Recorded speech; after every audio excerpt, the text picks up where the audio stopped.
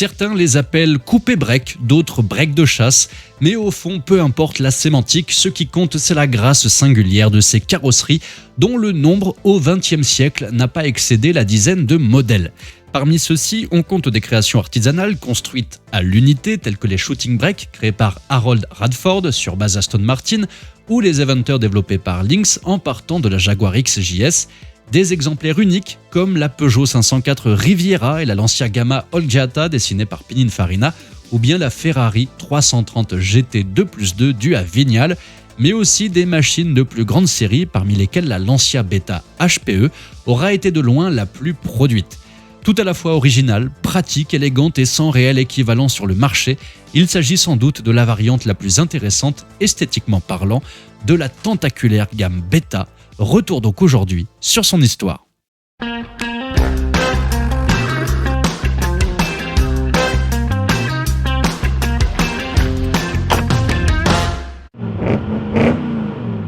Indéniablement, ce n'est pas demain que l'on reverra un constructeur proposer au sein d'une même gamme deux berlines, un speeder, une berlinette à moteur central, un coupé et un break de chasse.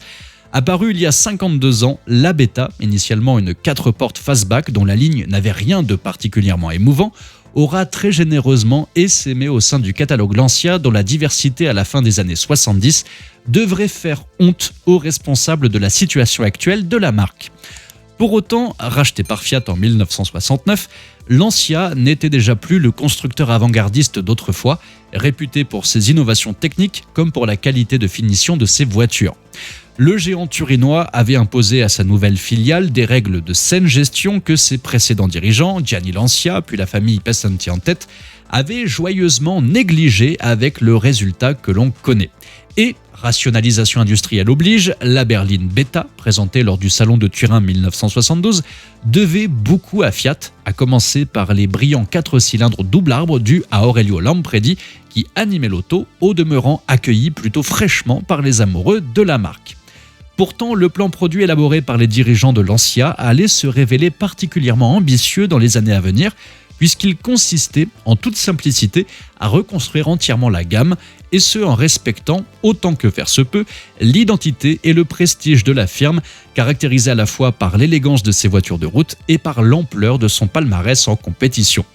C'est la raison pour laquelle, sur la base de la berline originelle, furent présentés dans l'ordre chronologique un coupé à l'automne 1973, un speeder dessiné par Pininfarina et coproduit avec Zagato en mars 1974, le break de chasse HPE qui nous occupe aujourd'hui, puis en 1980 la berline Trevi à coffre séparé.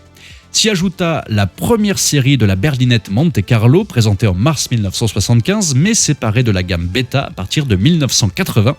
Il faut dire qu'au vrai, cet engin n'avait pas grand-chose à voir avec les autres Beta puisqu'il s'agissait d'une étude initialement destinée à Fiat et qui avait été intégrée in extremis au catalogue Lancia.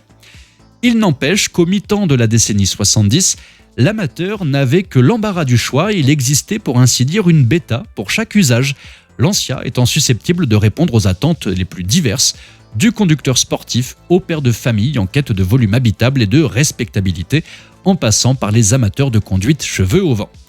Toutefois, aux côtés de formats en définitive plutôt classiques, le typage de la Beta HPE, aussi rafraîchissant qu'inattendu, ne pouvait qu'intriguer les observateurs. De fait, présentée au printemps de 1975, la Beta HPE, acronyme révélateur signifiant High Performance Estate, c'est-à-dire break à haute performance, va compenser l'absence de haillons sur la berline et occuper une place inaccoutumée au sein de la gamme Lancia, qui ne comporte alors aucun break à proprement parler. Il faudra attendre en effet la sortie de la Thema, ainsi carrossée en 1986, pour que cette lacune soit comblée.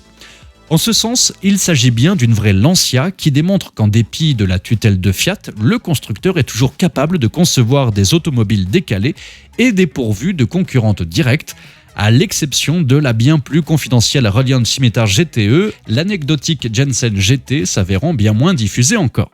À l'époque, Volvo a stoppé la fabrication de sa P1800 ES depuis plusieurs années déjà, et ni Alfa Romeo, ni Mercedes, ni aucun constructeur généraliste ne s'intéresse à cet improbable segment de marché. À tort, car en 9 ans de carrière et 2 restylages qui, fort heureusement, n'auront pas dénaturé le design de la voiture, la HPE a connu un grand succès dépassant de loin les prévisions les plus optimistes de la marque, qui aura du mal à répondre à la demande. Plus de 70 000 unités tomberont ainsi des chaînes en 9 ans de production.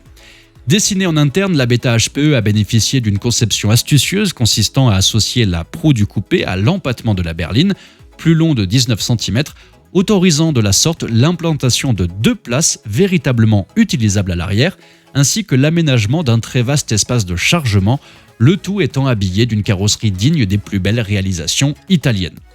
D'où qu'on la contemple, cette auto dégouline littéralement de classe. Elle rassemble avec bonheur des capacités d'emport supérieures à la moyenne et une allure à la fois chic et raisonnablement dynamique, sans ostentation ni détails agressifs ou vulgaires. La gamme des moteurs disponibles s'inscrit dans la même démarche, de la performance certes, mais sans sportivité exacerbée, les variantes les plus désirables étant bien sûr les 2 litres à injection Bosch LG-Tronic, développant de 115 à 120 chevaux en version atmosphérique et jusqu'à 135 chevaux dans le cas de la rare Volumex, dotée, comme sa dénomination l'indique, du compresseur volumétrique très répandu chez Lancia et Fiat au début des années 80. Même le modeste 1600 d'entrée de gamme, pétillant et volontaire, octroie déjà un réel plaisir de conduire, ses 100 chevaux suffisant à mouvoir avec enthousiasme une machine bien plus légère et compacte que l'on pourrait le croire en la contemplant, mais qui, quelle que soit la motorisation, ne serait hélas pas facile à trouver en bel état. La qualité de fabrication n'était à l'évidence pas à la hauteur du concept et sans surprise, la corrosion a fait des ravages, décimant sans merci cette génération de Lancia, la HPE se voyant par ailleurs privée de toute descendance.